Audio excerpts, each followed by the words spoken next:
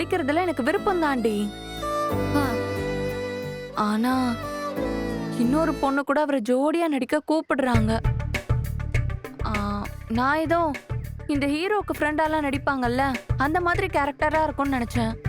ஆனா எனக்கு இந்த மாதிரி எல்லாம் இருக்கும்னு தெரியாதுடி. தொட்டெல்லாம் நடிக்க சொல்றாங்க. ஆ, ஆமா. அப்புறம் திடீர்னு கட்டிப்புடின்லாம் சொல்லுவாங்க. அப்புறம் இதெல்லாம் எனக்கு டென்ஷன் ஆயிரும்டி. ம், சிரிக்காதடி. ம், ம். அன்னைக்கு அப்படிதான் ஒரு அம்மா ரோட்ல வச்சுக்கிட்டு அந்த நடிப்புக்கு இவர் ஜோடி பொருத்தம் நல்லா இருக்குன்னு அந்த அம்மா சொல்லுது. அதெல்லாம் கேட்டுட்டு என்ன சும்மா இருக்க சொல்றியா? ஆ, எனக்கு எவ்வளவு பக்குன்னு இருந்துச்சு தெரியுமா? இந்த சினிமா சீரியலுக்கெல்லாம் அனுப்புறதுக்கு எனக்கு விருப்பம் இல்லடி. ஏய் சிரிக்காதடி. என் இடத்துல இருந்து நீ யோசிச்சு பாரு. அப்பதான் என் பயம் உனக்கு புரியும். அக்கா, மாமாவை நீ புரிஞ்சுக்கிட்டது இவ்வளவுதானா?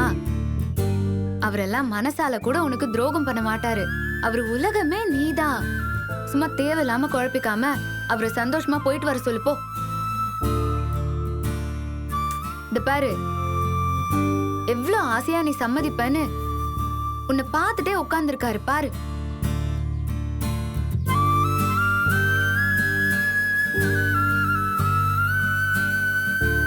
எனக்கு அவரை இப்படி பார்க்க கஷ்டமா தாண்டி இருக்கு.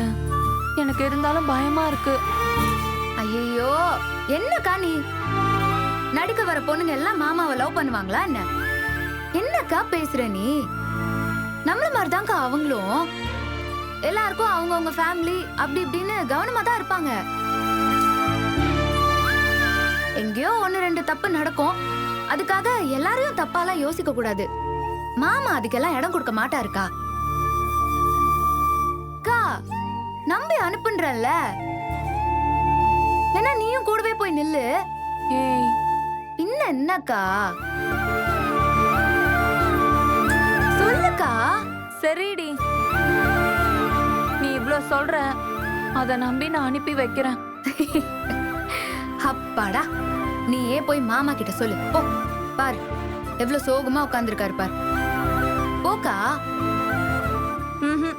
நீயே போய் சொல்லுடி. எனக்கு ஒரு மாதிரி இருக்கு. ஓ, உனக்கு வெக்கம்லாம் வருமா?